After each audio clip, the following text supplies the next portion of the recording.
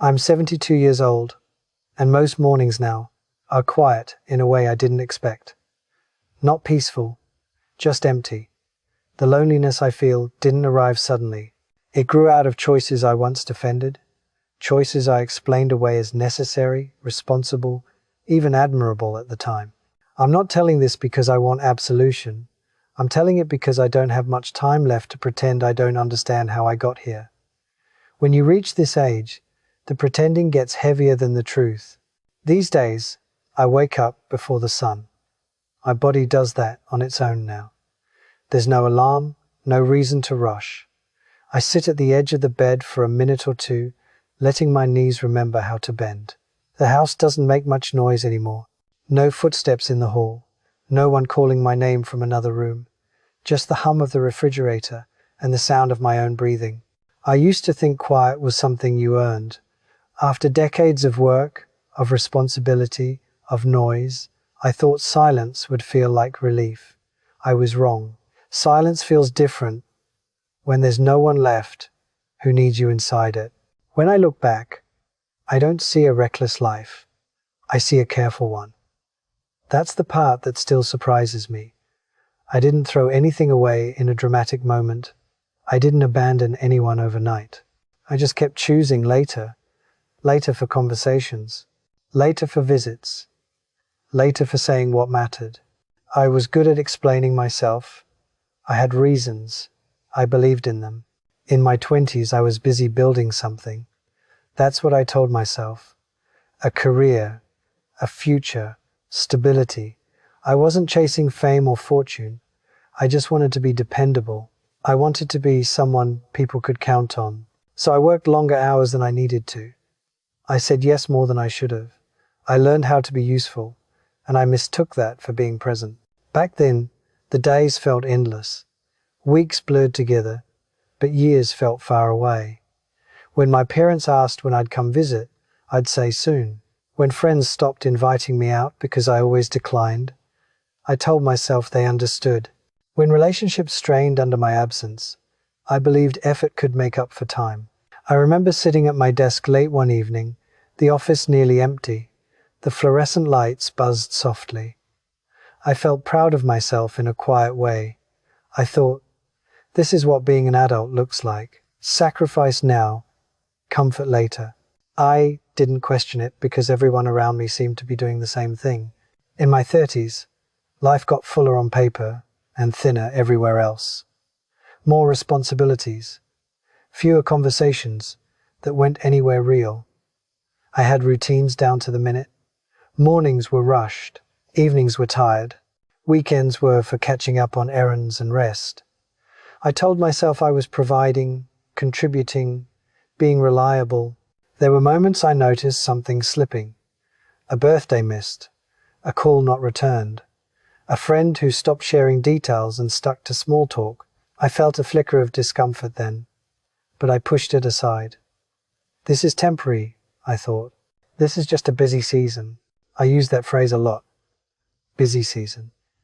As if life came with chapters that neatly resolved themselves. In my 40s, the consequences began to whisper instead of flicker. My parents aged faster than I expected. Their voices on the phone grew thinner. I told myself I'd make more time soon, once things settled down. When my father got sick, I visited when I could. I left earlier than I should have.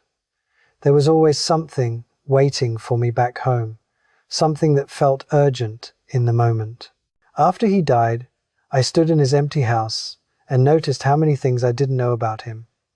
Stories I never asked for, habits I never paid attention to. I felt a heaviness then, but I folded it up neatly and carried on. Grief felt inconvenient. I didn't linger with it. My marriage didn't fall apart loudly. It wore down quietly. We stopped arguing because we stopped trying to explain ourselves. Dinners became functional. Conversations became updates. We were polite roommates who shared a history and a schedule. When it ended, people asked what happened. I said we grew apart. That was true, but it wasn't accidental. I remember the night my partner told me. They felt alone, even when I was in the room. I felt defensive. I listed everything I did, everything I carried, everything I managed. I didn't hear what they were actually saying. I defended my choices instead of examining them. By the time I realized what was breaking, it had already been broken for a long time. In my 50s, the world began to shrink without my noticing. Friends moved away or drifted into their own lives.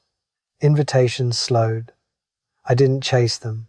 I assumed connection was something that could always be picked back up, like an old coat in the closet, still there when you need it. Work filled the space where people used to be. It gave me structure. It gave me excuses. It gave me a way to feel needed without having to be vulnerable. When I finally retired, people congratulated me. They said I'd earned rest. I smiled and nodded. Inside, I felt something unsteady. The first months of retirement were strange. Mornings stretched, afternoons dragged. I told myself I was adjusting. I started small projects to stay busy. I filled time instead of sharing it. I didn't know who to call when something small happened. Something ordinary, but worth mentioning. The loneliness didn't announce itself. It seeped in through ordinary days. Grocery trips where no one noticed if I came home. Evenings where the television spoke more words than I did. Holidays that felt more like reminders than celebrations. Then came the turning point, though it didn't feel dramatic at the time. A friend I hadn't spoken to in years died unexpectedly. I found out through a short message from someone else. I sat at the kitchen table and stared at my hands. I tried to remember the sound of their laugh and realized I couldn't quite place it. That's when something settled in my chest. Not panic, not shock, just clarity. I understood then that relationships don't wait patiently. They either grow or they fade. And most of mine had faded while I was busy proving I was responsible. I started reaching out after that, carefully, awkwardly. Some people responded warmly, others didn't. Some connections were already gone in ways that couldn't be repaired. I didn't blame them. I finally understood how absence feels from the other side. There are things now that cannot be fixed, conversations that will never happen, apologies that arrive too late or not at all, moments that existed only once and passed without me present. Time doesn't bargain. It doesn't care how reasonable your explanations were. I used to believe that being dependable meant being strong, steady, unshakable. I didn't realize how often strength looks like showing up when it's inconvenient. How often love needs interruption, not efficiency. These days I sit by the window in the afternoon and watch people walk past. Couples arguing softly, parents pulling children along, friends laughing about something I'll never hear. I don't feel bitterness, just a quiet awareness of what presence actually costs. If you're listening to this and you're younger, I'm not here to tell you what to do. I don't know your life. I only know mine. I know that I traded connection for reassurance. I chose being busy over being available. I assumed there would always be another chance to sit longer, listen better, stay a little while. There usually isn't. I wish I had understood that success doesn't keep you company at night. That responsibility doesn't hold your hand when your health starts to fail. That people remember how you made them feel far longer than they remember what you accomplished. I'm not angry at my younger self. He was doing what he thought was right. He just didn't know the cost would come due this way. Loneliness in old age isn't loud. It's a series of empty chairs and unanswered thoughts. I still find moments of gratitude for the life I lived, for the people who did stay, for the small kindnesses that still appear when I least expect them. But gratitude doesn't erase the shape of what's missing. It sits beside it. If this meant something to you, if it stirred something uncomfortable or familiar, sit with it for a while. You don't have to change anything today. Just notice what you defend and why. As for me, I'll keep waking up early.